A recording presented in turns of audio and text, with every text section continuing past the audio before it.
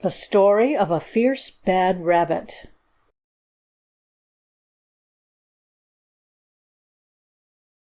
This is a fierce bad rabbit. Look at his savage whiskers and his claws and his turned-up tail. This is a nice gentle rabbit. His mother has given him a carrot. The bad rabbit would like some carrot. He doesn't say please, he takes it. And he scratches the good rabbit very badly. The good rabbit creeps away and hides in a hole. It feels sad. This is a man with a gun. He sees something sitting on a bench. He thinks it is a very funny bird. He comes creeping up behind the trees, and then he shoots. Bang! This is what happens. But this is all he finds on the bench when he rushes up with his gun. The good rabbit peeps out of its hole, and it sees the bad rabbit tearing past, without any tail or whiskers. End of The Story of a Fierce Bad Rabbit. The Story of Miss Moppet.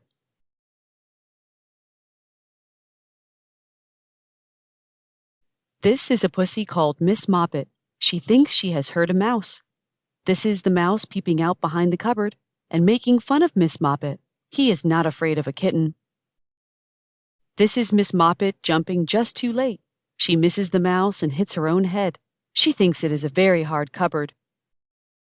The mouse watches Miss Moppet from the top of the cupboard. Miss Moppet ties up her head in a duster and sits before the fire. The mouse thinks she is looking very ill. He comes sliding down the bell pull. Miss Moppet looks worse and worse. The mouse comes a little nearer. Miss Moppet holds her poor head in her paws and looks at him through a hole in the duster. The mouse comes very close. And then, all of a sudden, Miss Moppet jumps upon the mouse. And because the mouse has teased Miss Moppet thinks she will tease the mouse, which is not at all nice of Miss Moppet. She ties him up in the duster and tosses it about like a ball. But she forgot about that hole in the duster, and when she untied it, there was no mouse. He has wriggled out and run away, and he is dancing a jig on top of the cupboard. End of the Story of Miss Moppet. The Tale of Tom Kitten.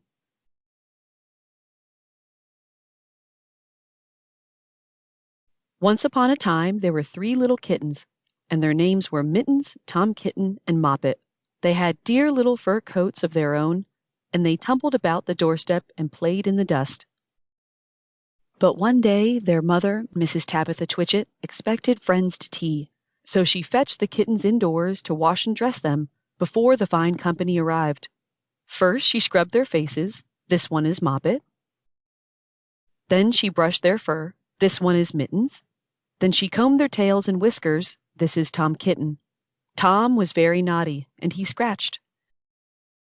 Mrs. Tabitha dressed Moppet and Mittens in clean pinafores and tuckers, and then she took all sorts of elegant, uncomfortable clothes out of a chest of drawers in order to dress up her son Thomas. Tom Kitten was very fat, and he had grown. Several buttons burst off. His mother sewed them on again. When the 3 kittens were ready, Mrs. Tabitha unwisely turned them out into the garden, to be out of the way while she made hot buttered toast. "Now keep your frocks clean, children. You must walk on your hind legs. Keep away from the dirty ash pit, and from Sally Henny Penny, and from the pigsty and the puddle ducks." Moppet and Mittens walked down the garden path unsteadily. Presently they trod upon their pinafores and fell on their noses. When they stood up, there were several green smears. "Let us climb up the rockery and sit on the garden wall," said Moppet. They turned their pinafores back to front and went up with a skip and a jump. Moppet's white tucker fell down into the road. Tom Kitten was quite unable to jump when walking upon his hind legs and trousers. He came up the rockery by degrees, breaking the ferns and shedding buttons right and left. He was all in pieces when he reached the top of the wall. Moppet and Mittens tried to pull him together. His hat fell off and the rest of his buttons burst. While they were in difficulties, there was a pit-pat-paddle-pat, and the 3 puddle ducks came along the hard high road, marching one behind the other and doing the goose step, Pit-pat, paddle-pat, pit-pat, waddle-pat. They stopped and stood in a row and stared up at the kittens. They had very small eyes and looked surprised. Then the two duck birds, Rebecca and Jemima Puddle Duck, picked up the hat and tucker and put them on. Mittens laughed so hard that she fell off the wall. Moppet and Tom descended after her. The pinafores and all the rest of Tom's clothes came off on the way down. Come, Mr. Drake Puddle Duck, said Moppet. come and help us to dress him. Come and button up Tom. Mr. Drake Puddle Duck advanced in a slow sideways manner and picked up the various articles. But he put them on himself. They fitted him even worse than Tom Kitten. "It's a very fine morning," said Mr. Drake Puddle Duck. And he and Jemima and Rebecca Puddle Duck set off up the road, keeping step, pit-pat, paddle-pat, pit-pat, waddle-pat. Then Tabitha Twitchit came down the garden and found her kittens on the wall with no clothes on. She pulled them off the wall, smacked them, and took them back to the house. "My friends will arrive in a minute, and you are not fit to be seen. I am affronted," said Mrs. Tabitha Twitchit. She sent them upstairs, and I am sorry to say she told her friends that they were in bed with the measles, which was not true. Quite the contrary. They were not in bed, not in the least. Somehow there were very extraordinary noises overhead, which disturbed the dignity and repose of the tea party. And I think that some day I shall have to make another, larger book to tell you more about Tom Kitten. As for the Puddle Ducks, they went into a pond.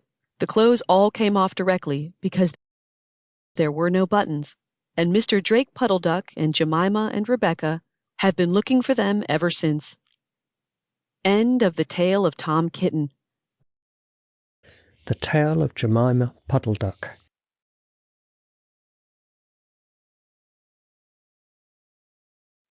What a funny sight it is to see a brood of ducklings with a hen. Listen to the story of Jemima Puddle Duck, who was annoyed because the farmer's wife would not let her hatch her own eggs. Her sister-in-law, Mrs. Rebecca Puddle Duck, was perfectly willing to leave the hatching to someone else. "I have not the patience to sit on a nest for 28 days, and no more have you, Jemima. You would let them go cold. You know you would." I wish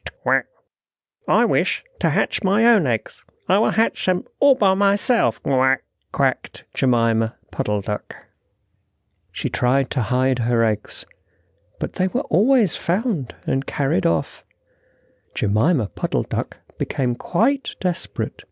She determined to make a nest right away from the farm. She set off on a fine spring afternoon along the cart road that leads over the hill. She was wearing a shawl and a poke bonnet. When she reached the top of the hill, she saw a wood in the distance. She thought that it looked a safe, quiet spot. Jemima Puddle Duck was not much in the habit of flying. She ran downhill a few yards, flapping her shawl, and then she jumped off into the air. She flew beautifully when she had got a good start. She skimmed along over the treetops until she saw an open place in the middle of the wood where the trees and brushwood had been cleared. Jemima alighted rather heavily and began to waddle about in search of a convenient dry nesting place. She rather fancied a tree stump amongst some tall foxgloves. But, seated upon the stump, she was startled to find an elegantly dressed gentleman reading a newspaper. He had black prick ears and sandy-coloured whiskers. "Quack," said Jemima Puddle Duck, with a head and a bonnet on one side. "Quack." The gentleman raised his eyes above his newspaper and looked curiously at Jemima. "Madam, have you lost your way?" said he. He had a long bushy tail, which he was sitting upon, as the stump was somewhat damp. Jemima thought him mighty civil and handsome. She explained that she had not lost her way, but that she was trying to find a convenient dry nesting place. "Ah, is that so, indeed?" said the gentleman with sandy whiskers, looking curiously at Jemima. He folded up the newspaper and put it in his coat-tail pocket. Jemima complained of the superfluous hen. "Indeed, how interesting!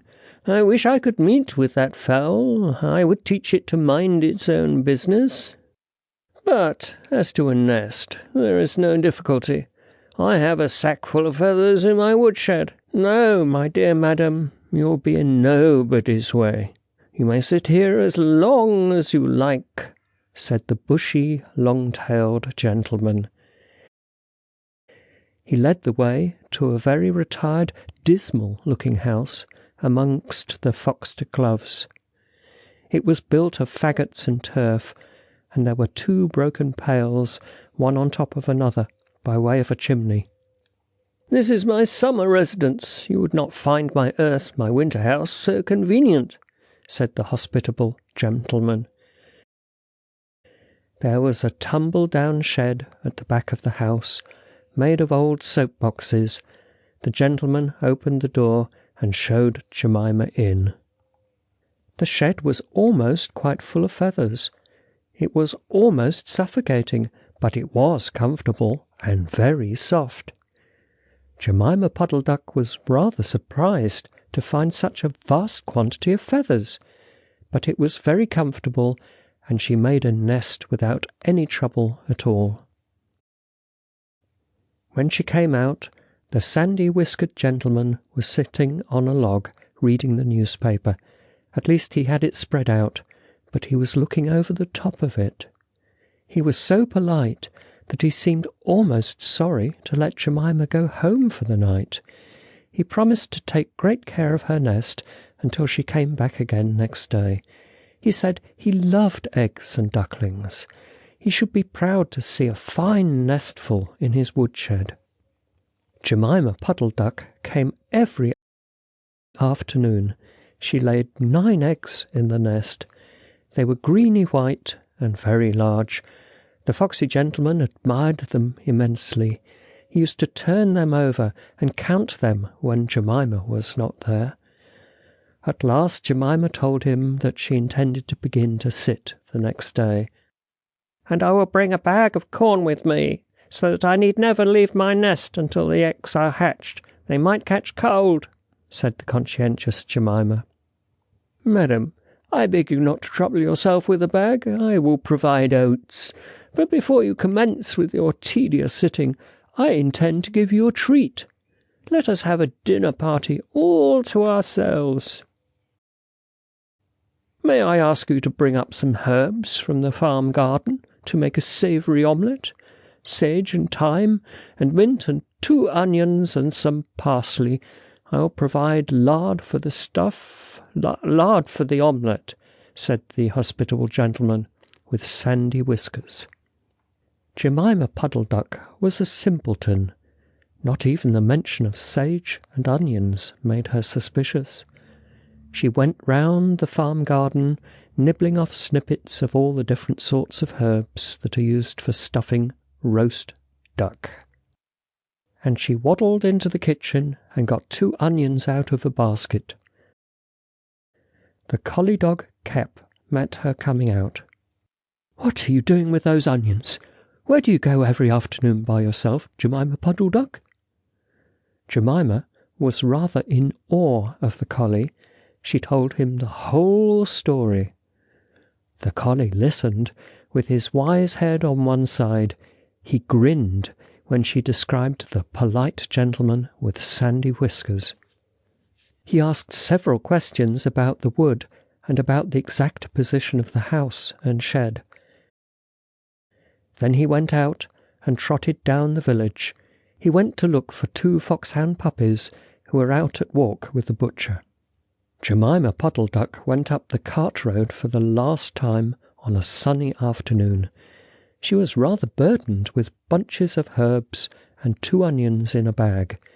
She flew over the wood and alighted opposite the house of the bushy, long-tailed gentleman. He was sitting on a log.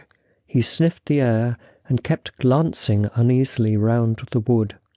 When Jemima alighted, He quite jumped. "Come into the house as soon as you have looked at your eggs. Give me the herbs for the omelette. Be sharp." He was rather abrupt. Jemima Puddle Duck had never heard him speak like that. She felt surprised and uncomfortable. While she was inside, she heard pattering feet round the back of the shed. Someone with a black nose sniffed at the bottom of the door and then locked it. Jemima became much alarmed. A moment afterwards, there were most awful noises, barking, baying, growls and howls, squealing and groans, and nothing more was ever seen of that foxy, whiskered gentleman. Presently, Cap opened the door of the shed and led out Jemima Puddle Duck. Unfortunately, the puppies rushed in and gobbled up all the eggs before he could stop them. He had a bite on his ear, and both the puppies were limping. Jemima Puddle Duck was escorted home in tears on account of those eggs. She laid some more in June, and she was permitted to keep them herself, but only 4 of them hatched. Jemima Puddle Duck said that it was because of her nerves, but she had always been a bad sitter. End of the Tale of Jemima Puddle Duck. The Tale of Samuel Whiskers, or the Roly-Poly Pudding.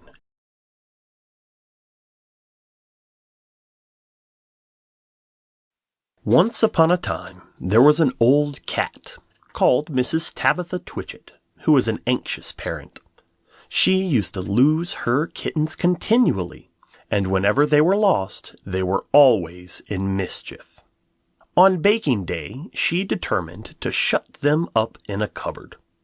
She caught Moppet and Mittens, but she could not find Tom. Mrs. Tabitha went up and down all over the house, mewing for Tom Kitten. She looked in the pantry under the staircase, and she searched the best spare bedroom that was all covered up with dust sheets. She went right upstairs and looked into the attics, but she could not find him anywhere. It was an old house full of cupboards and passages. Some of the walls were 4 feet thick, and there used to be queer noises inside them, as if there might be a little secret staircase. Certainly there were odd little jagged doorways in the wainscot, and things disappeared at night, especially cheese and bacon. Mrs. Tabitha became more and more distracted. She mewed dreadfully. While their mother was searching the house, Moppet and Mittens had gotten to mischief. The cupboard door was not locked, so they pushed it open and came out. They went straight to the dough, which was set to rise in a pan before the fire. They patted it with their soft little paws. "Shall we make dear little muffins?" said Mittens to Moppet. But just at that moment, somebody knocked on the front door, and Moppet jumped into the flour barrel in a fright. Mittens ran away to the dairy and hid in an empty jar on the stone shelf where the milk pans stand. The visitor was a neighbor, Mrs. Ribby. She had called to borrow some yeast. Mrs. Tabitha came downstairs mewing dreadfully. "Come in, Cousin Ribby, come in, and sit ye down. I'm in sad trouble, Cousin Ribby," said Tabitha, shedding tears. "I've lost my dear son Thomas. I'm afraid the rats have got him." She wiped her eyes with her apron. "He's a bad kitten, Cousin Tabitha. He made a cat's cradle of my best bonnet the last time I came to tea. Where have you looked for him?" "All over the house. The rats are too many for me." "What a thing it is to have an unruly family," said Mrs. Tabitha Twitchit. "I'm not afraid of rats. I will help you find him, and whip him, too. What is all that soot in the fender?" The chimney wants sweeping. Oh, dear me, Cousin Ribby. Now Moppet and Mittens are gone. They have both got out of the cupboard." Ribby and Tabitha set to work to search the house thoroughly again. They poked under the beds with Ribby's umbrella, and they rummaged in the cupboards. They even fetched a candle and looked inside a clothes chest in one of the attics. They could not find anything. But once they heard a door bang, and someone scuttered downstairs. "Yes, it is infested with rats," said Tabitha tearfully. "I caught 7 young ones out of one hole in the back kitchen, and we had them for dinner last Saturday. And once I saw the old father rat, an enormous old rat, Cousin Ribby. I was just going to jump on him when he showed his yellow teeth at me and whisked down the hole." "The rats get upon my nerves, Cousin Ribby," said Tabitha. Ribby and Tabitha searched and searched. They both heard a curious roly-poly noise under the attic floor, but there was nothing to be seen. They returned to the kitchen. "Here's one of your kittens at last," said Ribby, dragging Moppet out of the flour barrel. They shook the flour off her and set her down on the kitchen floor. She seemed to be in a terrible fright. "Oh, mother, mother," said Moppet, "there's an old woman rat in the kitchen, and she's stolen some of the dough." The 2 cats ran to look at the dough pan. Sure enough, there were marks of little scratching fingers, and a lump of dough was gone. "Which way did she go, Moppet?" But Moppet had been much too frightened to peep out of the barrel again. Ribby and Tabitha took her with them to keep her safely in sight, while they went on with their search. They went into the dairy. The first thing they found was Mittens hiding in an empty jar. They tipped up the jar, and she scrambled out. "Oh, mother, mother," said Mittens. "Oh, mother, mother, there has been an old man rat in the dairy, a dreadful 'normous big rat, mother, and he's stolen a pat of butter and the rolling pin." Ribby and Tabitha looked at one another. "A rolling pin and butter? Oh, my poor son Thomas!" exclaimed Tabitha, wringing her paws. "A rolling pin?" said Ribby. "Did we not hear a roly-poly noise in the attic when we were looking into that chest?" Ribby and Tabitha rushed upstairs again.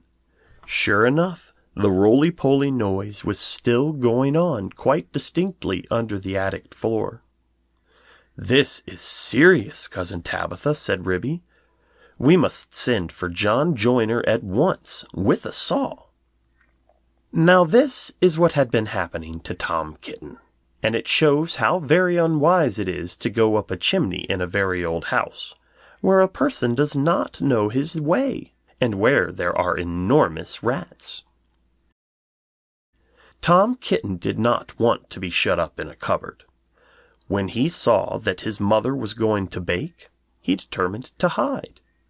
He looked about for a nice, convenient place, and he fixed upon the chimney. The fire had only just been lighted, and it was not hot, but there was a white, choky smoke from the green sticks. Tom Kitten got upon the fender and looked up. It was a big, old-fashioned fireplace. The chimney itself was wide enough inside for a man to stand up and walk about, so there was plenty of room for a little tomcat. He jumped right up into the fireplace, balancing himself upon the iron bar where the kettle hangs. Tom Kitten took another big jump off the bar and landed on a ledge high up inside the chimney, knocking down some soot into the fender. Tom Kitten coughed and choked with the smoke, and he could hear the sticks beginning to crackle and burn in the fireplace down below. He made up his mind to climb right to the top and get out on the slates and try to catch sparrows. "I cannot go back. If I slipped, I might fall in the fire and singe my beautiful tail and my little blue jacket." The chimney was a very big, old-fashioned one. It was built in the days when people burnt logs of wood upon the hearth. The chimney stack stood up above the roof like a little stone tower, and the daylight shone down from the top, under the slanting slates that kept out the rain. Tom Kitten was getting very frightened. He climbed up and up and up. Then he waded sideways through inches of soot. He was like a little sweep himself. It was most confusing in the dark. One flue seemed to lead into another.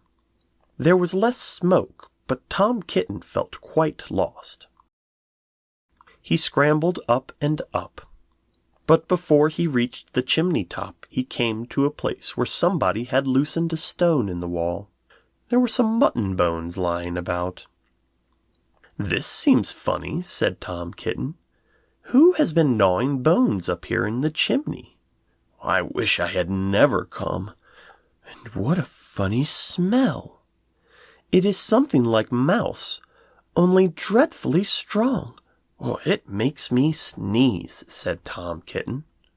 He squeezed through the hole in the wall and dragged himself along a most uncomfortably tight passage where there was scarcely any light.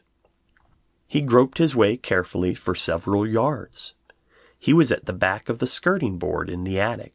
All at once he fell head over heels in the dark down a hole and landed on a heap of very dirty rags. When Tom Kitten picked himself up and looked about him, he found himself in a place that he had never seen before, although he had lived all his life in the house. It was a very small, stuffy, fusty room, with boards and rafters and cobwebs and lath and plaster. Opposite to him, as far away as he could sit, was an enormous rat. "What do you mean by tumbling into my bed, all covered with smuts?" said the rat, chattering his teeth. "Please, sir, the chimney wants sweeping," said poor Tom Kitten. "Anna Maria, Anna Maria," squeaked the rat. There was a pattering noise, and an old woman rat poked her head round a rafter.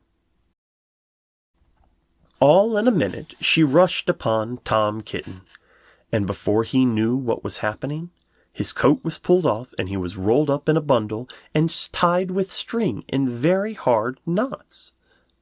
Anna Maria did the tying. The old rat watched her and took snuff. When she had finished, they both sat staring at him with their mouths open. "Anna Maria," said the old man rat, whose name was Samuel Whiskers, "Anna Maria, make me a kitten dumpling roly-poly pudding for my dinner." "It requires dough and a pat of butter and a rolling pin," said Anna Maria, considering Tom Kitten with her head on one side. "No," said Samuel Whiskers, "make it properly, Anna Maria, with breadcrumbs." "Nonsense! Butter and dough," replied Anna Maria. The two rats consulted together for a few minutes, and then went away. Samuel Whiskers got through a hole in the wainscot and went boldly down the front staircase to the dairy to get the butter. He did not meet anybody. He made a second journey for the rolling pin. He pushed it in front of him with his paws, like a brewer's man trundling a barrel. He could hear Ribby and Tabitha talking, but they were busy lighting the candle to look into the chest. They did not see him. Anna Maria went down by way of the skirting board and a window shutter to the kitchen to steal the dough. She borrowed a small saucer and scooped up the dough with her paws. She did not observe Moppet. While Tom Kitten was left alone under the floor of the attic, he wriggled about and tried to mew for help. But his mouth was full of soot and cobwebs, and he was tied up in such very tight knots, and he could not make anyone hear him, except a spider, which came out of a crack in the ceiling and examined the knots critically from a safe distance. It was a judge of knots because it had a habit of tying up unfortunate bluebottles.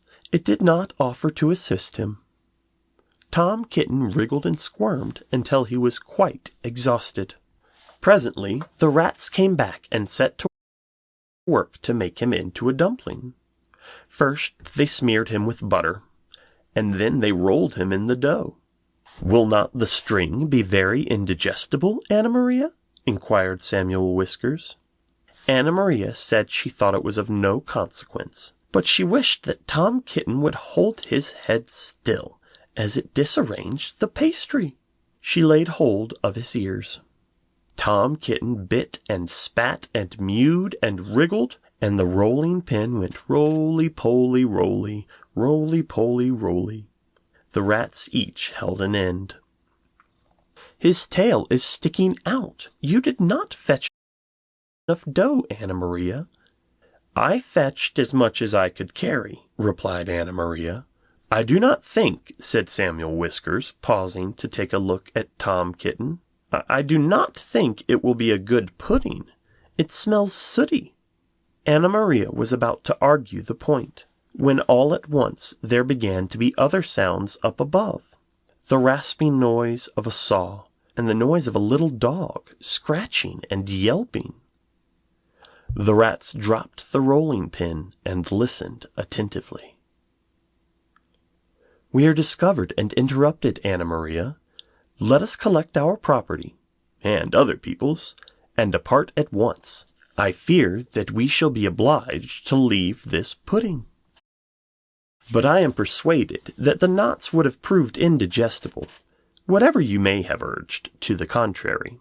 Come away at once and help me tie up some mutton bones in a counterpane," said Anna Maria. "I have got half a smoked ham hidden in the chimney."